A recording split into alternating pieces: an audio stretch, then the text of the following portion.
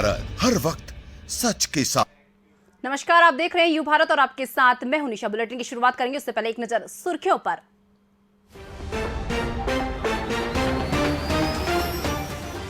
चुनाव आयोग ने की 14 राज्यों की 3 लोकसभा और 30 विधानसभा सीटों के उपचुनाव की घोषणा। 30 अक्टूबर को होगा मतदान।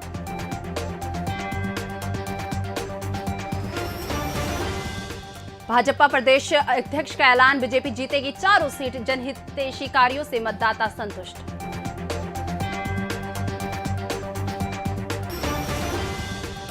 जमकर थिरके शिवराज, मनाया 2 आदिवासी बेटियों का जन्मदिन। केक कटवाकर दिया आशीर्वाद।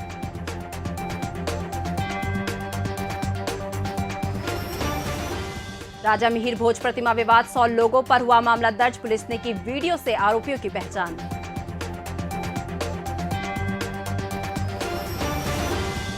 मैनिट पहुंची आईएएस टॉपर जागृति अवस्थी की टीचरों से मुलाकात। कहा, मैनिट में पढ़ने का है गर्व।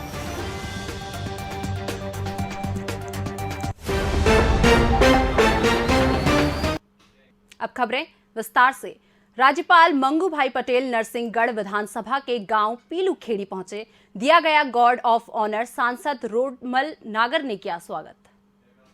मध्य प्रदेश के राज्यपाल मंगू भाई पटेल अपने दौरे पर चिड़ी खोपराणी अभ्यारण्य पहुंचे। राज्यपाल ने नरसिंहगढ़ पहुंचकर सांसद रोडमल नागर से विधायक कुंवर कोठार के साथ उनकी अगवानी की। इसके बाद महामहिम आंगनबाड़ी भवन का निरीक्षण करने पहुंचे, साथ ही चिड़ी खोपराणी अभ्यारण्य का दौरा किया। के लिए जो करना है सरकार इतनी कर रही है, तो अपने को ज्यादा करना है, अपने परिवार के लिए करना है। सरकार तो योजना का आपको लाभ नहीं देंगे, मगर उनकी जानकारी जो पढ़े लिखे होंगे उनको होगी। मैं तो सभी युवा मित्रों और युवतियों को बोलता हूँ, यूपीएससी सिविल सर्विस एग्जाम 2020 में ओवरऑल सेकंड रैंक पर टॉप करने वाली जागृति अवस्थी अपने पुराने college Maulana Azad national institute of technology पहुंची। जागृति अवस्थी मैनेट भोपाल से इलेक्ट्रिकल इंजीनियरिंग में बीटेक है। राजधानी भोपाल के Maulana Azad national institute of technology के मैनेजमेंट और यूपीएससी टॉपर जागृति अवस्थी को पढ़ाने वाले टीचर, साथ ही उनके बीच में पढ़ने वाले स्टूडेंट के लिए उस समय खुशी का माहौल बन गया जब जागृति अवस्थी मैनिट पहुंची। साथ ही मैनिट पहुंचकर सभी ने अपने टीचर्स का आशीर्वाद लिया और धन्यवाद दिया। जागृति अवस्थी बोली कि मुझे फक्र है कि जो अच्छी शिक्षा देने वाले मुझे गुरु मिले और उनके दिए हुए कर्तव्य का पालन किया। मेरिट के प्रोफेसर एनएस रघुवंशी ने कहा कि हमें और हमारे स्टाफ को गर्व है कि जागृति अवस्थी ने अपने साथ साथ हमारा भी नाम रोशन किया। मुझे लग रहा है मैं वापस अपने परिवार में आई हूँ। इतना इमोशनल फील कर रही हूँ, सबने इतने वार्मली वेलकम किया और बहुत थैंकफुल फील कर रही हूँ। I am so grateful to my teachers. उन लोगों से मिलना जिनकी वजह से आज हम जो भी हैं वो हैं, तो बहुत ही अच्छा लग रहा है। मैं अपने टीचर्स को कभी भी शब्दों में बयां नहीं कर पाऊँगी कि कितनी धन्यवाद देना चाहती हूँ और बहुत ही अच्छा महसूस कर रही हूँ अपने कॉलेज वापस आकर। It's a proud moment for all of us that Jagriti has done so well, and we are really happy that one of our students has achieved All India Rank 2 in Civil Services Examination. So the whole Manit family is very happy about this achievement. BJP प्रदेश में होने वाले लोकसभा और विधानसभा सीटों के उपचुनाव में केंद्र और राज्य सरकार के कामकाजों को मतदाताओं के पास ले जाएगी। पार्टी का दावा है कि उसे चारों सीटों पर जीत हासिल होगी।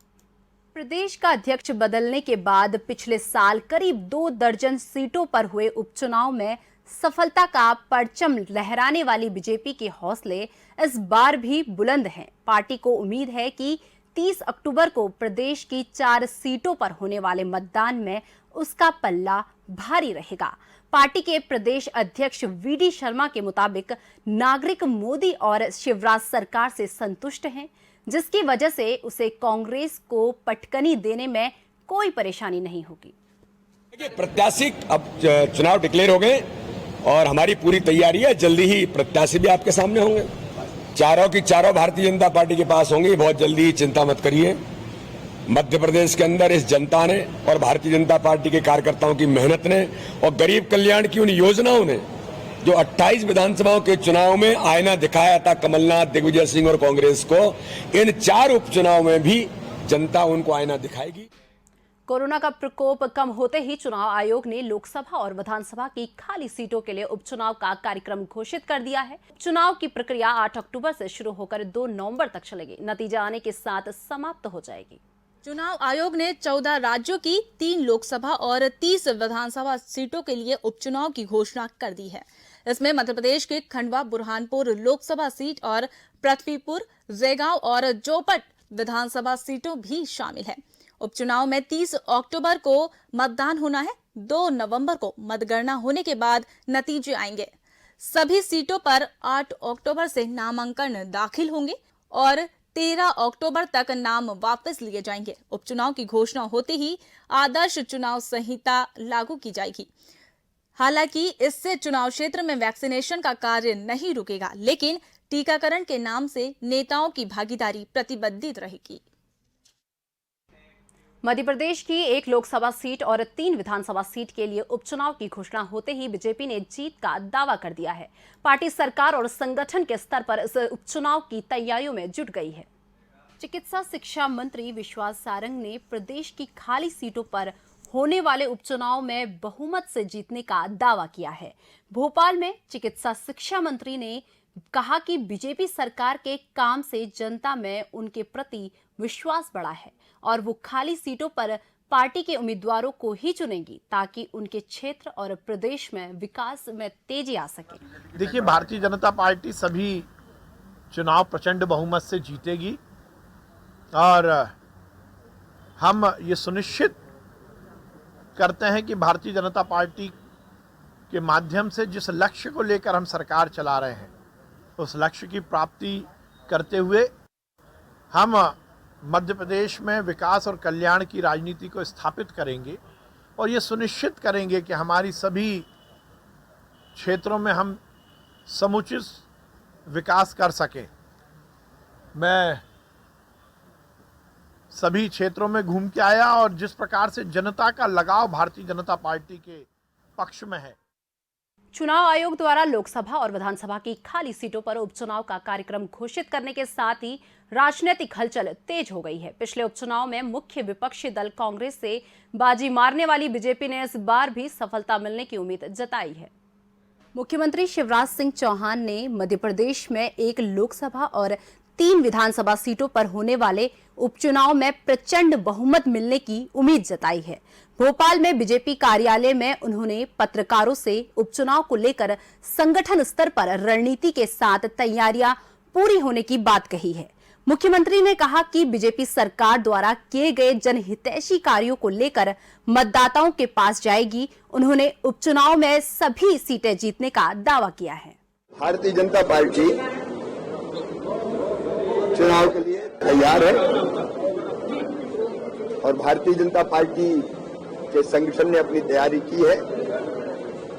सरकार के जन कल्याणकारी कामों को लेकर भी जनता के बीच में जाएंगे और हमें विश्वास है कि जनता का प्यार और आशीर्वाद भारतीय जनता पार्टी को मिलेगा। फिलहाल वक्त हो चुका एक छोटे से ब्रेक का। ब्रेक के बाद फौरन हाजिर होते हैं।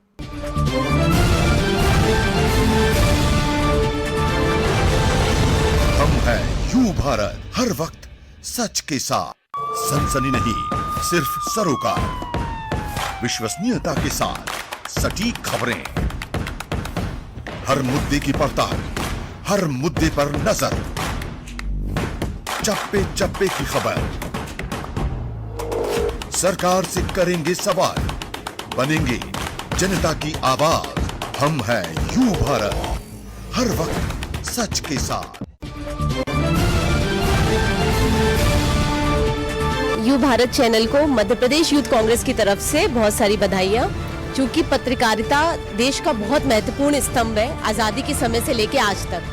और पत्रकारिता का ये दायित्व बनता है कि वह मध्य प्रदेश के और देश के सही मुद्दों को उठाए। चूंकि यह चैनल मध्य प्रदेश और छत्तीसगढ़ में लॉन्च हुआ है, तो मेरी बहुत शुभकामनाएं युवा कांग्रेस के साथियों के द्वारा। और मेरा निवेदन भी है कि आप सच को दिखाने का कार्य करेंगे। और यू भारत को हम युवा साथी पुनः बधाई देते हैं। पिंकी मुदगल, प्रदेश उपाध्यक्ष, मध्य प्रदेश युवा कांग्रेस। हम हैं यू भारत, हर वक्त सच के साथ।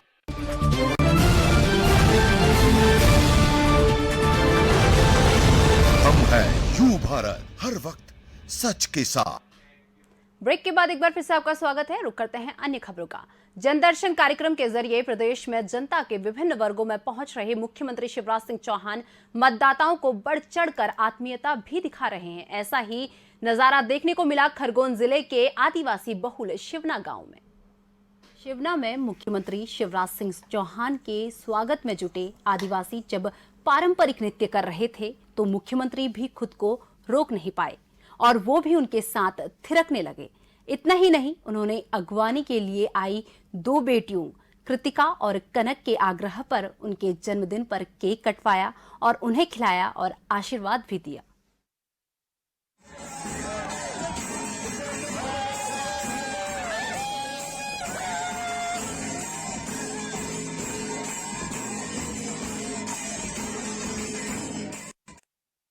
ग्वालियर में चिरवाई नाके के पास स्थापित की गई राजा मिहिर भोज की प्रतिमा को लेकर विवाद में पुलिस ने 100 से ज्यादा लोगों के खिलाफ मामला दर्ज किया है। पुलिस का कहना है कि वीडियो के आधार पर आरोपियों की पहचान की जा रही है। शहर के शिवपुरी लिंक रोड पर राजा मिहिर भोज की प्रतिमा को लेकर राजपूत और गुज्जर समाज के लोगों में विवाद के बाद पुलिस ने प्रकरण दर्ज करने का सिलसिला शुरू कर दिया है। विवाद की वीडियोग्राफी करने वाली पुलिस वीडियो के जरिए बलवे में शामिल दोनों पक्षों के लोगों की पहचान कर रही है। फिलहाल अदालत के निर्देशों के मुताबिक प्रतिमा के नीचे लगाई गई पट्टिका को ढक दिया गया है। पुलिस ने करीब 20 जवान 24 घंटे प्रतिमा की निगरानी कर रहे हैं। फिलहाल तनाव नहीं है, फिर भी पुलिस स्थिति पर निगाह रखे हुए है। ये मूर्ति को लेके जो विवाद बना हुआ था वो अब शांत है और दोनों ही पक्षों ने ये सहमति बताई है कि माननीय उच्च न्यायालय का जो निर्णय होगा और जो समिति अपनी रिपोर्ट देगी उसका वो पालन करेंगे। तो अब इस प्रकरण में शांति बनी हुई है, फिर भी मूर्ति के आसपास पुलिस बल तैनात किया गया है और अभी लगातार वो रहेगा। और 2 दिन पूर्व जो हल्का सा विवाद हुआ था उसको लेके एक प्रकरण दर्ज कंपू थाने में हुआ है जिसमें अग्रिम कार्रवाई की जाएगी। बुरहानपुर में अज्ञात वाहनों ने प्रशिक्षु डीएसपी रोहित राठौर के वाहन को टक्कर मार दी, जिसमें उन्हें गंभीर चोट आई है। घटना से घायल पुलिस अधिकारी को ग्रामीणों की मदद से निजी अस्पताल में भर्ती कराया गया। घटना निम्बोला थाना क्षेत्र के इंदौर इच्छापुर नेशनल हाईवे की है। बताया जा रहा है कि डीएसपी सरकारी वाहन को खुद चलाकर निम्बोला थाने से बुरहानपुर लेकर आ रहे थे। टक्कर के बाद गंभीर रूप से घायल हो गए। ग्रामीणों के अनुसार डीएसपी स्टीयरिंग में फंसे थे। एसपी डीएसपी पर पीटने का आरोप लगाने वाले आरक्षक ही निकला ब्लैकमेलर। डीएसपी की आपत्तिजनक वीडियो बनाकर पैसों की मांग कर रहा था, जिसके खिलाफ अब पुलिस ने मामला दर्ज कर लिया है। भोपाल के नेहरू नगर पुलिस लाइन में रहने वाले सिपाही भूपेंद्र सिंह ने एसपी और महिला अधिकारी पर बंद कमरे में पीटने के आरोप लगाए थे, लेकिन पुलिस की जांच में कांस्टेबल ही ब्लैकमेलर निकला। दरअसल आरक्षक भूपेंद्र सिंह ने महिला डीएसपी का नहाते वक्त वीडियो बना लिया था और वीडियो के बदले पैसों की मांग कर रहा था। जांच के बाद पुलिस ने उसे दोषी पाया और उसके खिलाफ गंभीर धाराओं में मामला दर्ज कर लिया। गौरतलब है कि आरक्षक डीएसपी हेडक्वार्टर में ड्राइवर रह चुका है। माणकमणि कुंवर मैडम क्या पिछले लगभग 1 साल से पदस्थ हूँ। मैं रूटीन ड्यूटी पर पहुंचा 22 तारीख को सुबह। मेरे साथ तो उस रोज मेरे पास मारपीट की गई शाम को। डीएसपी हेडक्वार्टर माणकमणि कुंवर और एसपी हेडक्वार्टर भोपाल था। राजधानी भोपाल में रेलवे कॉलोनी के रहवासियों को कई दिनों से पीना पड़ रहा है काला पानी। बताया जा रहा है कि कई दिनों से नलों से गंदा काला पानी आ रहा है, जिससे कॉलोनी के लोग परेशान हैं। कॉलोनी के लोगों ने बताया कि कई दिनों से इलाके की पानी की टंकी साफ ना होने के कारण उसमें गंदगी जमा हो गई है, जिसके कारण घरों तक ये काला पानी पहुंच रहा है। इस दूषित पानी की वजह से बीमारियों के फैलने का खतरा बढ़ गया है। यहाँ के रहवासियों का कहना है कि कई बार अधिकारी एवं कर्मचारियों से शिकायत की गई, लेकिन अधिकारी झूठा आश्वासन देते हैं कि जल्द ही टंकी साफ कराएंगे, लेकिन अभी तक कोई भी तरीके से कार्यवाही नहीं की गई है। नहीं आ रहा है बेटा, 2-3 रोज से पानी गंदा पानी आ रहा है। क्या आप लोगों ने कोई कंप्लेंट वगैरह की है इसकी पानी खराब आ रहा है? हाँ, कंप्लेंट करी थी। कितने दिनों से पानी खराब आ रहा है? 2-3 दिनों से आ रहा है। तो आप पीने वगैरह का पानी कहाँ से फिर इंतजाम कर रहे हैं? कहीं से बाहर से लाते हैं थोड़ा। कोई वहाँ कर्मचारी कोई सुनने को तैयार नहीं है। तो जो ये पानी काला पानी आ रहा है, आप लोग और व्यवस्था पीने की पानी की व्यवस्था कहाँ से कर रहे हैं? अभी टैंक वो अलग से पानी मार्केट से परचेज करना पड़ता है या इधर उधर से लाना पड़ता है पानी। से तो काफी पानी गंदा आ रहा है, एकदम बदबूदार और एकदम काला पानी। आप उससे मतलब कुल्ला भी नहीं कर सकते। और शिकायत की हम लोगों ने, कंप्लेंट की, तो वो कहने लगे कि आपकी टंकी खराब है, पानी हमारा सही आ रहा है। टेक्नोलॉजी आपकी कितनी मदद कर सकती है, इसका उदाहरण बुरहानपुर में देखने को मिला, जहां पुलिस ने एक महिला का खोया बैग सीसीटीवी की मदद से खोज निकाला।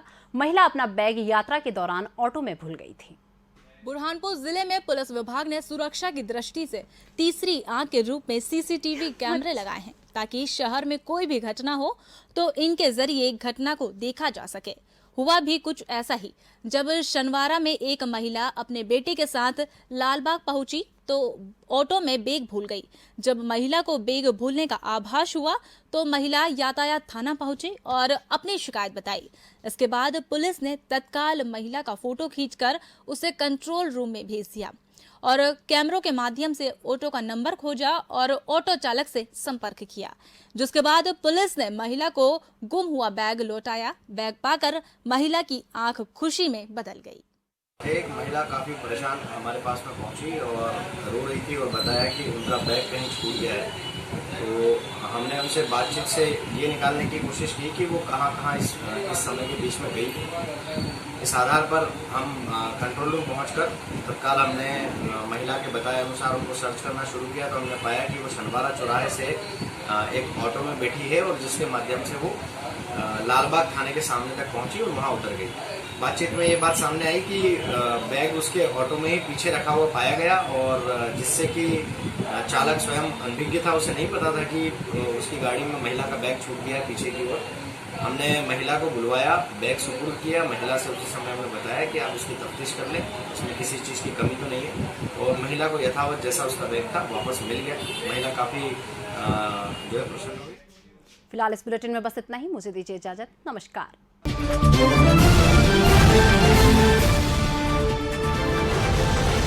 हम हैं यू भारत, हर वक्त सच के साथ।